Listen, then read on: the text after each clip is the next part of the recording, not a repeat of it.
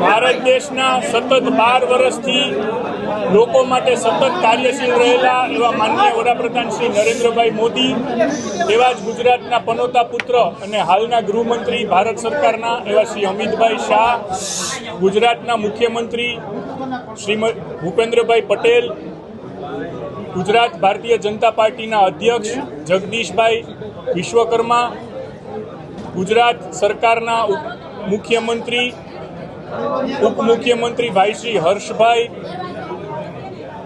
સૌરાષ્ટ્ર વિભાગના ઝોન મહામંત્રી સન્માનીય અનિરુદ્ધભાઈ, ગુજરાત ભારતીય જનતા પાર્ટીના સંગઠન મહામંત્રી સન્માનીય રત્નાકરજી, અન્ય સૌ ગુજરાત ભારતીય જનતા પાર્ટીના મહામંત્રી ભાઈ શ્રી પ્રશાંતભાઈ હિતેન્દ્રસિંહ, રાજકોટના અધ્યક્ષ માનનીય માધવભાઈ, સૌ સાંસદ ધારાસભ્ય ભારતીય જનતા પાર્ટીના ચૂંટાયેલા કોર્પોરેટરો અને ખાસ કરીને રાજકોટની પ્રજાનો આ તકે હૃદયથી આભાર માનું છું. ભારતીય જનતા પાર્ટી અને રાષ્ટ્રીય સ્વયંસેવકના સંઘના સંસ્કાર નાનપણથી જ મારા પિતાશ્રી ચિમનભાઈ શુક્લને જોઈને બહુ સાહજિક રીતે આવ્યા છે.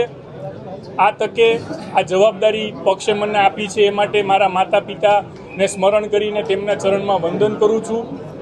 અન્ય ગુજરાતના પનોતા પુત્ર સ્વર્ગીય વિજયભાઈ અને અંજલિબેનને પણ આ તકે ખાસ યાદ કરીને એમના સ્નેહની અપેક્ષા સાથે આ જવાબદારી હું ઉપાડીશ. ઘણું બધું કરવાનું છે.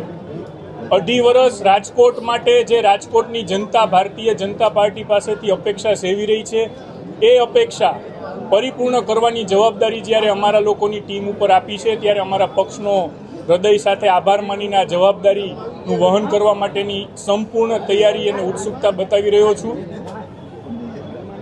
ખાસ કરીને જ્યારે વડાપ્રધાન નરેન્દ્રભાઈ મોદીએ આજે ખાડી દેશોના યુદ્ધને લીધે કરકસરના જે પગલાં લેવાની જાહેરાત કરી છે અને દેશને વિનંતી કરી છે, ગુજરાત સરકારના મુખ્યમંત્રી ઉપમુખ્યમંત્રી સૌએ જ્યારે કરકસરના પગલાંને અપનાવ્યા છે, ત્યારે રાજકોટ મહાનગરપાલિકામાં પણ જે કોઈ વાહન ખર્ચ છે, ખાસ કરીને પેટ્રોલ ડીઝલનો, એ 70% સુધી ઓછો કરવાનો સંકલ્પ અત્યારે આ પ્રથમ મિટિંગમાં જ હું જાહેર કરું છું. અને કોઈ લાંબો સમય અમારે પસાર નથી કરવો. હમણાં જ અત્યારે જ સ્ટેન્ડિંગ કમિટીની મિટિંગ પતે એટલે રાજકોટના કમિશનર સહિત સૌ ઓફિસરોની મિટિંગ બોલાવેલ છે. એમાં જે કાંઈ પગલાં લેવાના છે એની ચર્ચા કરીને આપ સૌને જાણ કરીશું. ભારત માતા કી જય, વંદે માતરમ.